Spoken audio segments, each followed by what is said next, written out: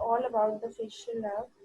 ठीक है, facial nerve की ओरिजिनेशन कहाँ से हो रही है, किस किस चीज़ को सप्लाई कर रही है वो, ठीक है, सारा कुछ जो है वो आज हम करेंगे। ठीक है, मेरी आवाज़ पता सबको क्लियर आ रही है? Yes ma'am. ठीक है। Yes, ma'am. ठीक है, so the muscles of the face as well as those associated with the ear and the scalp are derived from the second pharyngeal arch। ठीक है, तो ये लास्ट टाइम भी कोई बच्चा पूछा था कि आर्चेस का मैम बता दें क्या होता है, किस तरह से होता है। ठीक है, तो ये इस तरह का स्ट्रक्चर होता है जो कि डेवलपमेंट ऑफ द फीटस में जो है बनता है after few weeks, I think 8 to 10 weeks में जो होता है। ठीक है, तो ये आर्चेस आप लोग देख सकते हो, फर्स्ट आर्च है, ये सेकंड आर्च है, इनके बीच में ये बेसिकली स्वेलिंग्स जो हैं उनको हम आर्चेस कह रहे हैं, और स्वेलिंग्स के विद इन जो पाउचेस टाइप एरिया उसको हम क्लेफ्ट कहते हैं। So each arch is basically going to differentiate into a particular structure. ठीक है, तो इसी तरह से अकॉर्डिंग टू दैट एरिया जो है वो फिर नर्व सप्लाई जो है वो उसकी डिराइव होती है। सो फेस के मसल्स, ईयर और स्कैल्प के मसल्स जो हैं all of them are derive from the second pharyngeal arch। The facial nerve is the nerve of the second pharyngeal arch and supplies all the muscles of the facial expressions. It does not supply the skin, but its branches communicate with branches of the trigeminal nerve। ठीक है, अब जहाँ से आपके जो second arch में से जो मसल्स डिराइव हो रहे हैं वहीं से फेशियल नर्व डिराइव होगी। So only those muscles will be supplied by the facial nerve जो कि सेकंड फेरेंजियल आर्च से डिराइव हो रहे होंगे। तो ये उसी at the time of the development of the foetus ही डिसाइड हो जाता है कि ऑल दीज मसल्स जो हैं सिर्फ यही फेशियल नर्व जो है इनको ही इनर्वेशन प्रोवाइड करें। ठीक है, तो बेसिकली जो फेशियल नर्व है वो इट इज जो है ये मोटर नर्व है या मिक्स नर्व है, वो going to tell me.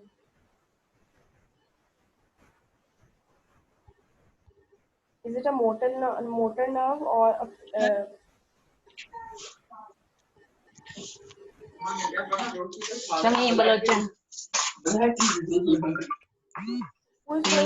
Facial nerve motor nerve है कि मिक्स नर्व है?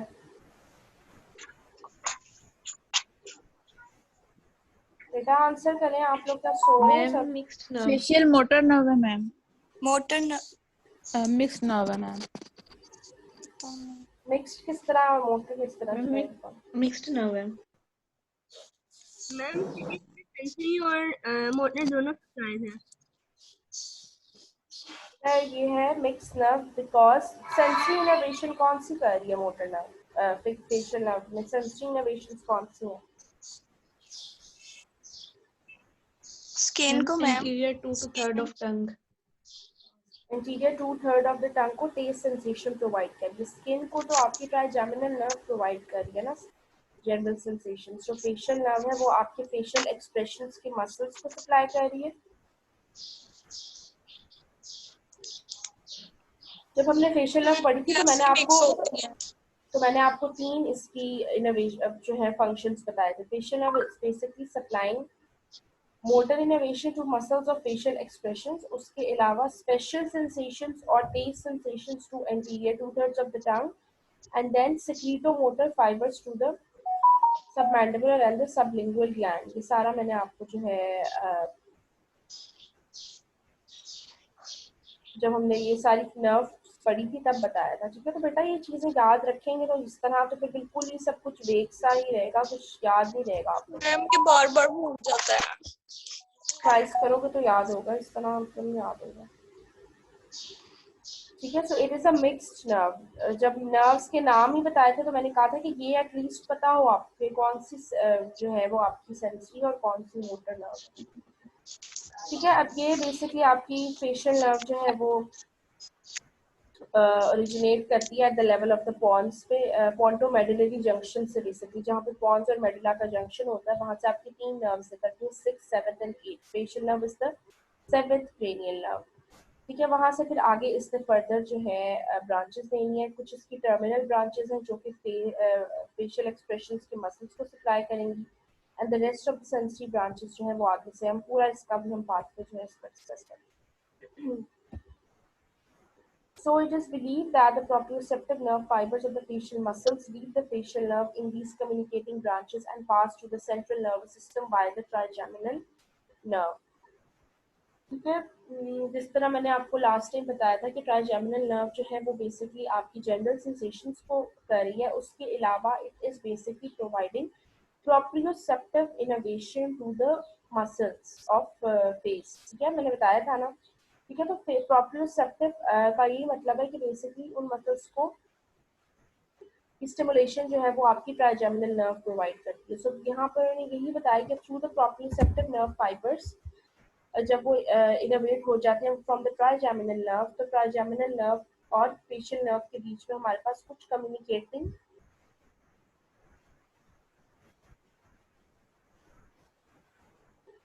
ठीक है, ये सारी ब्रांचेस जो हैं भी कम्युनिकेटिंग ब्रांचेस, ये बेसिकली फेशियल नर्व और ट्राइजेमिनल नर्व की आपस में कम्युनिकेशन बना रही है. And then as a result जो फेशियल मसल जिसकी हमें मूवमेंट रिक्वायर्ड होती है वो एज अ रिजल्ट एक्ट करता है उसके लिए.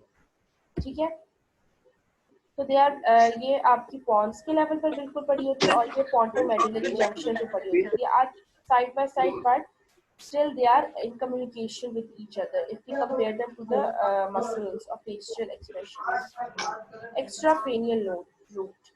The facial nerve exits the posterior cranial fossa through the internal acoustic meatus and passes through the temporal bone, giving off several branches, and emerges from the base of the skull through the stylomastoid foramen. ठीक है, ये foramens कुछ याद है किसी को? किधर किधर होते थे? इंटरनल अकॉस्टिक मीटस आपके पोस्टीरियर क्रेनियल फॉसा में प्रेजेंट होता है.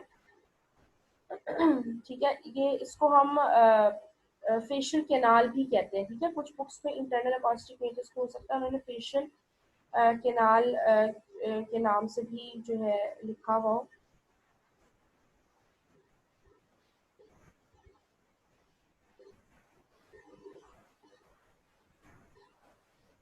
मेरी आवाज आप सबको क्लियर आ रही है? आई थिंक आप लोग रिस्पॉन्ड भी नहीं कर रहे हो. यस मैम, आ रही है. आ रही है मैम. ठीक है, तो अब इसका जो पाथवे है वो बेसिकली अभी हमने एक्स्ट्रा क्रेनियल लिखा है ना. Posterior auricular nerve after passing through the stylomastoid it gives off the posterior auricular nerve. ठीक है, तो जब nerve will exit from the skull, after exiting from the skull it will then give off the posterior auricular nerve branch. ठीक है, जो कि आपके basically occipital जो आपके ईयर के मसल्स हैं उनको सप्लाई करेगी मोटर इनर्वेशन, जिसमें आपका ऑक्सीपिटल ब्रांच देगी. मैम ये ब्रांच देगी, इसी को कहेंगे फिर पोस्टीरियर ऑरिकुलर नर्व. बेटा ब्रांचेस होती हैं. अभी ऑब्वियसली जब ये स्कल से बाहर आ जाएगी तो फिर it is going to give some branches to your face and some जो कि आपकी जिस तरह से हमने ये देखा ना इस डायग्राम में. ठीक है, तो अगर देखो तो यहाँ पे पोस्टीरियर ऑरिकुलर ब्रांच है ये वाली. ठीक है, तो यहाँ से फेशियल नर्व आपकी एग्जिट की थी स्कल से, एंड देन कुछ जो ब्रांचेस हैं वो आपके फेस के फ्रंट साइड पर जाएंगी और कुछ जो है वो आपके बैक साइड पे जाएंगी. And it is then going to supply the occipital value of the occipital frontalis muscle. ठीक है, ऑक्सीपिटल फ्रंटालिस मसल आपके स्कल का मसल था या उसकी फ्रंटल बेली है, ये ऑक्सीपिटल वैल्यू, तो उसको यहाँ पे ये सप्लाई कर रही है. ठीक है ma'am.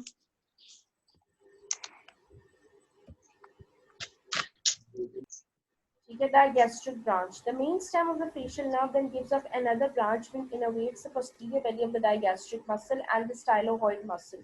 At this point, the facial nerve enters the deep surface of the parotid gland. ठीक है, facial nerve एक ऐसी nerve है जो कि आपके parotid gland को सप्लाई नहीं करती, बट ये आपके पेरोटिड ग्लैंड के बीच में से पास करती है. ठीक है, with in the parotid gland जो है ये मूव ऑन करती है, but it is not supplying the parotid gland.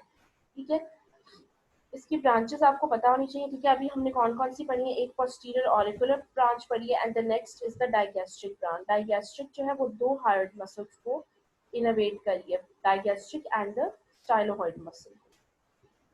ठीक है, ये सारा कुछ ऑलरेडी हम जो है डिस्कस कर चुके हैं. डाइगैस्ट्रिक मसल के अटैचमेंट्स कौन बताएगा मुझे? किसी को याद है? मैम ओरिजिन था उसका एंटीरियर बेली का डाइगैस्ट्रिक फोसा था.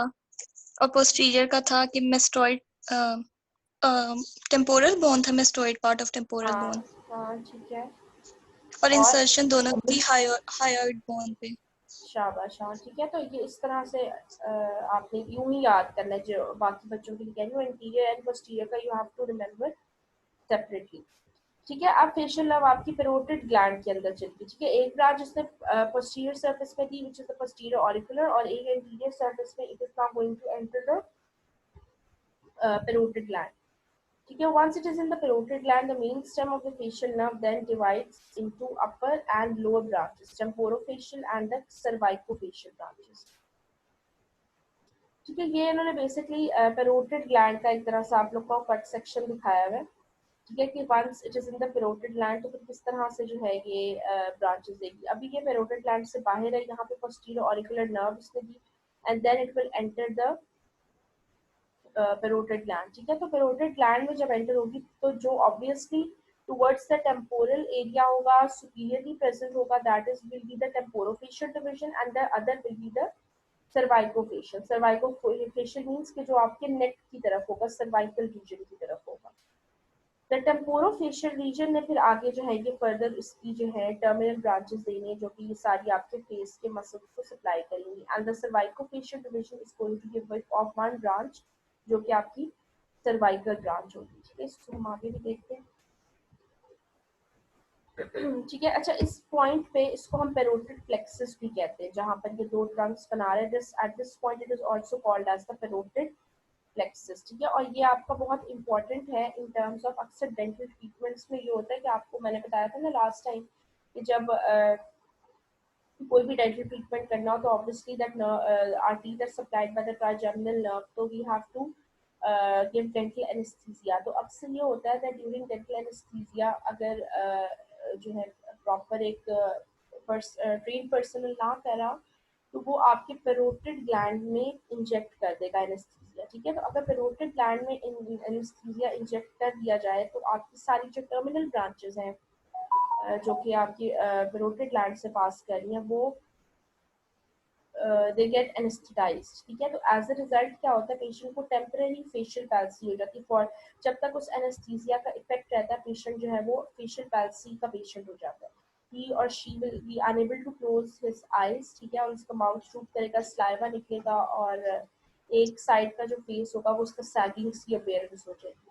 वाई? बिकॉज जो है बाय मिस्टेक जो प्रैक्टिशनर था, उसने एनेस्थीसिया जो है वो आपका उसमें inferior alveolar nerve of the trigeminal को देने के बजाय उसने पेरोटिड ग्लैंड में जाके इंजेक्ट कर दिया। पेरोटिड ग्लैंड में जब इंजेक्ट हो जाता है, तो वहाँ पे ये सारी 5 टर्मिनल ब्रांचेस निकल रही हैं, temporal, zygomatic, buccal and marginal mandibular. ठीक है। ये सारी ब्रांचेस जो है वो बेसिकली आपका यहाँ मेन ट्रंक जो है वो उसको एनेस्थीसिया मिल जाता है, जिसकी वजह से इट गेट्स टेम्पररी, उसको फेशियल पैरालिसिस हो जाएगा patient.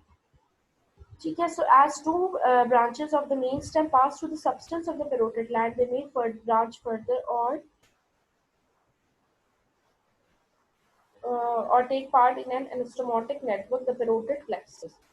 Whatever types of interconnections occur, 5 terminal group of branches emerge from the parotid gland. ठीक है। These are the 5 terminal branches: temporal, zygomatic, buccal, marginal, mandibular, and the cervical branches.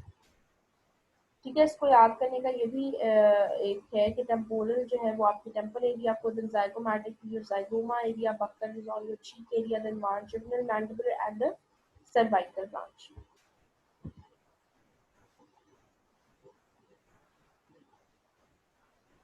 ठीक है। I hope you people understand. अभी तक कोई confusion तो नहीं? No, Temporal ma'am. branches exit from the superior border to supply the muscles in the area of the temple, the forehead, and the supraorbital area. ठीक है। ये सबकी अपना डिस्ट्रीब्यूशन बताई हुई है। You have to remember it कि कौन सी ब्रांच है वो किस एरिया में सप्लाई करेगी। Then comes the zygomatic. Zygomatic branches emerge from the anterosuperior border of the parotid gland to supply muscles in the intraorbital area, the lateral nasal area, and in the upper lip. Buccal branches जो है वो चीक को करेंगी, upper lip को करेंगी, और corner of the mouth को supply करेंगी। Mandibular branches emerge from the anteroinferior border of the parotid gland to supply the muscles of the lower lip and the chin area. cervical branches emerge from the inferior border to supply the platysma. ठीक है, platysma जो है वो आपका नेक का muscle है. ये हम आगे जब नेक को पढ़ेंगे डिटेल में तो भी बताएंगे. ठीक है, एक मेन आपका मसल था स्टर्नोक्लेइडोमास्टोइड था. ठीक है, एक आपका ट्रेपेजियस मसल था और एक आपका नेक का जो पोस्टीरियर सरफेस मसल होता है that is called the platysma muscle which is supplied by the facial nerve.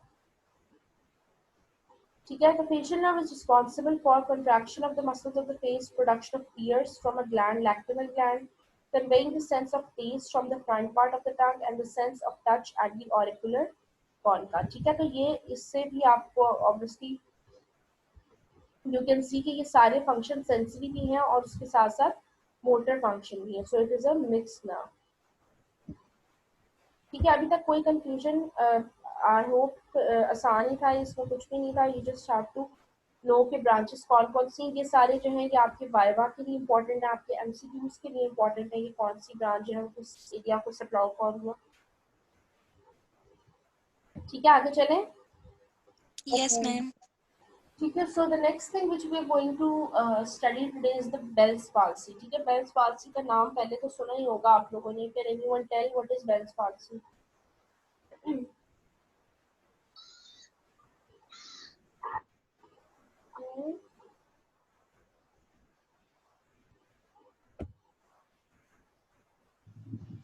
Who is going to tell me Bell's palsy किसको कहते हैं?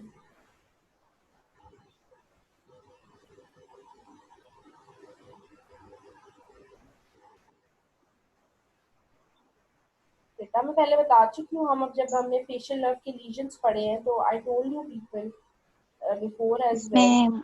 इसमें एक साइड माउथ की ड्रॉप हो जाती है. हाँ, ठीक है. बेसिकली बेल्स पाल्सी का मैंने आपको बताया था कि जब भी फेशियल नर्व का पैरालिसिस हुआ है and there is an unknown cause. ठीक है, कोई भी डिटेक्टेबल कॉज समझ नहीं आ रहा तो हम कहते हैं कि patient is suffering from Bell's palsy के उसका कोई जो है वो मेजर कॉज जो है वो आइडेंटिफाई नहीं हो रहा. ठीक है, तो इस तरह की कोई अपेयरेंस होगी अफेक्टेड साइड में पेशेंट की जो है माउथ विल ड्रॉप और सलाइवा जो है वहां से निकलेगा, टीयर्स की प्रोडक्शन ज़्यादा हो जाएगी एंड ही और she will not be able to frown on that side. उसके फॉरहेड की रिंकलिंग जो है वो खत्म हो जाएगी. ठीक है, so one of the most common neurological disorders affecting the cranial nerves, abrupt unilateral peripheral facial paresis और paralysis without a detectable cause. ठीक है, जब कोई कॉज नहीं है तो it is a bells palsy. ठीक है, the incidence of Bell's palsy in the United States is approximately 23 cases per 100,000 person. Internationally, the incidence is the same as in the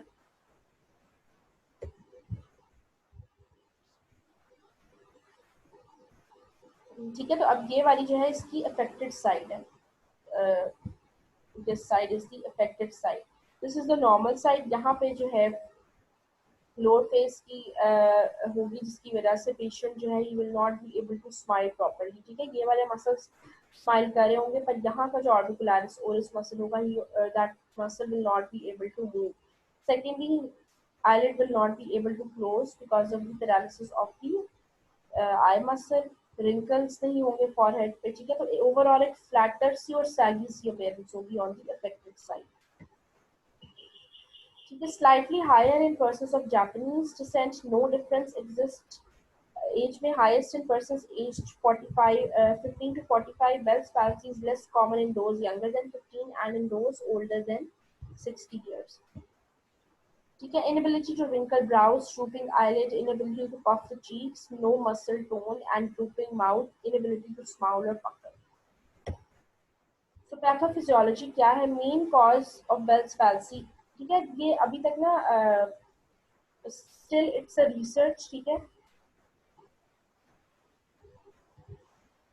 इसको मतलब you can say कि ये कुछ patients में ऐसा होता है कि जब उनके हम स्लाइवा जो है वो लेते हैं फॉर डायग्नोस्टिक रीजंस तो we find a virus that is the herpes virus in their saliva. लेकिन it is not for all the patients. ठीक है, in some cases it is true.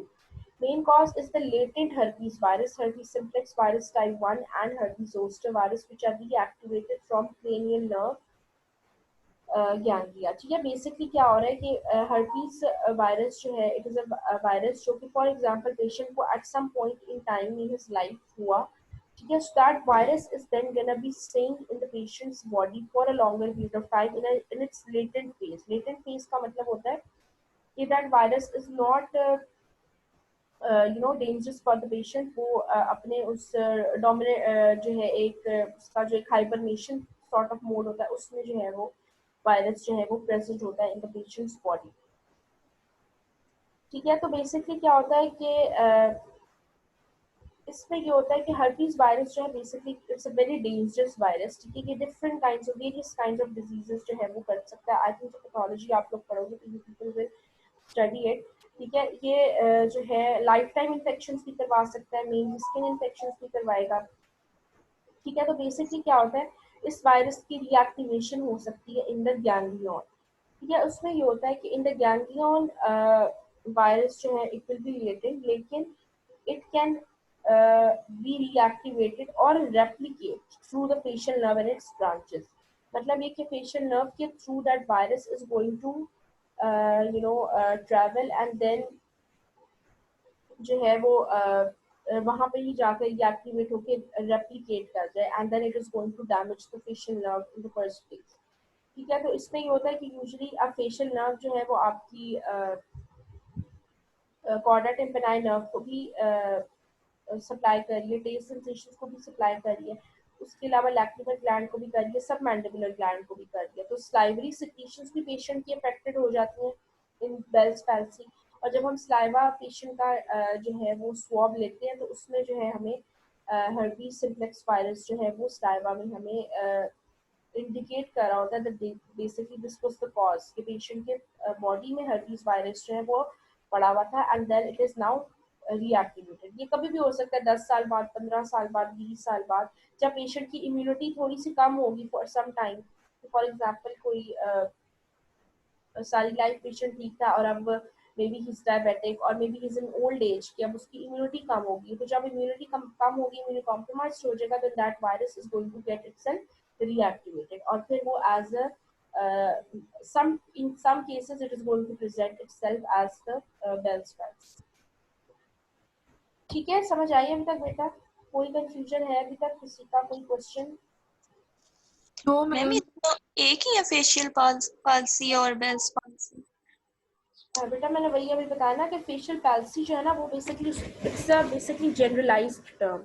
ठीक है, वो तो कभी भी हो सकती है, एज इन कभी भी होने का मतलब है कि उसके वेरियस कॉजेज। स्ट्रोक के पेशेंट में हो सकती है, अक्सर पेशेंट्स जो होते हैं बहुत ज़्यादा कोल्ड एनवायरनमेंट में चले जाए तो हो सकती है।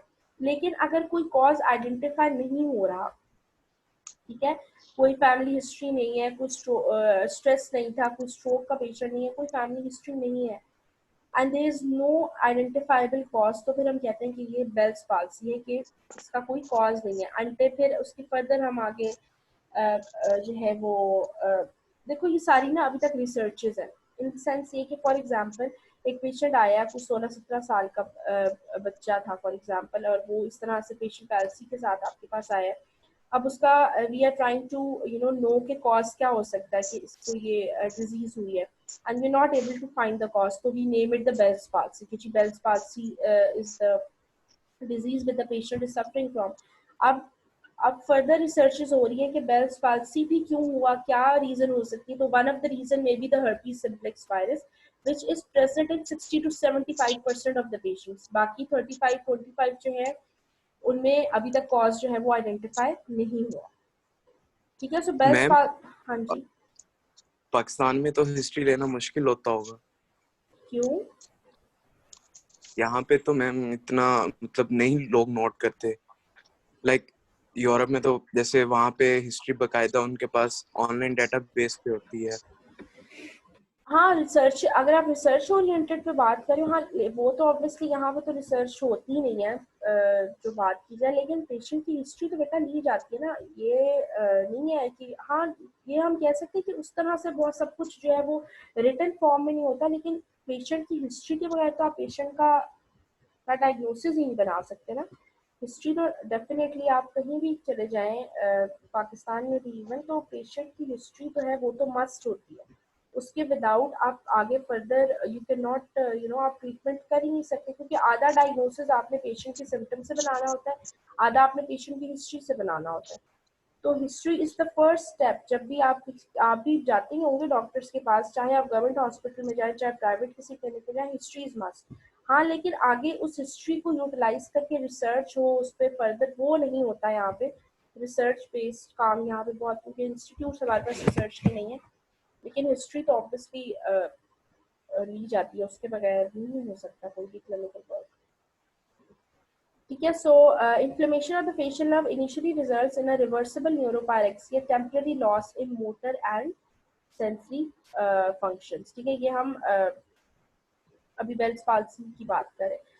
ठीक है, अच्छा, बेल्स पाल्सी का ये होता है कि ये यूजुअली एकदम से होता है and it resolves on its own, कि खुद ही से जो है ये विद टाइम 1 वीक 2 वीक्स में जो है पेशेंट खुद ही से जो है इससे रिलीफ मिल जाता है। The palsy is often sudden and evolves rapidly with maximal facial weakness developing within 2 days. The most alarming symptom of Bell's palsy is paresis. क्या मतलब होता है पैरालिसिस का? अभी तक किसी ने पूछा ही नहीं, इतनी दफा ये वर्ड आया है। मस्कुलर वीकनेस है। तो पैरालिसिस और उसमें क्या है फंक्शन, डिफरेंस क्या है? पार्शियल होता है। हाँ, जो पैरालिसिस होगा वो partial loss of muscle weakness होगा, रिड्यूस्ड एबिलिटी होगी। लेकिन जब पैरालिसिस हो गया तो वो पूरा आपका मसल जो है इट इज कम्प्लीटली उसके जो मोटर न्यूरॉन्स होते हैं वो कम्प्लीटली उनकी डैमेज हो जाता है। ठीक है, so the only difference is basically in the intensity. Paralysis is the reduced ability of the muscle weakness and paralysis is complete inability of the muscle to undergo any sort of function. ठीक है, अब इसमें हमने history patient की obviously लेंगे, then उसके बाद will come to the physical examination. ठीक है, फिजिकल एग्जामिनेशन में ऑब्वियसली सबसे पहले तो यू कैन ऑब्वियसली सी कि पेशेंट को ये सिम्टम जो है आ रहे होते हैं। ठीक है, उसके अलावा जो एक होता है उसको हम कहते हैं बेल्स फिनोमिना। ठीक है, बेल्स फिनोमिना के और भी बहुत से नाम है, एक इसका नाम है palpebral ocular गायरिक reflex.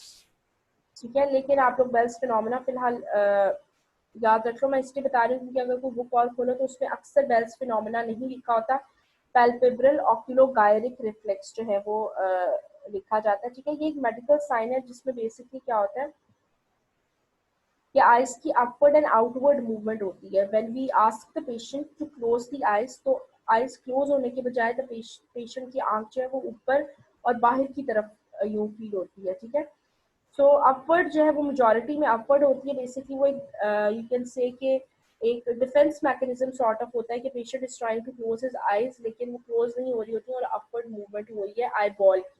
We are only talking about the eyeball, not the whole eyelids. ठीक है, आईलिड्स की तो मूवमेंट नहीं हो रही, ओनली हम आई बॉल की बात करें।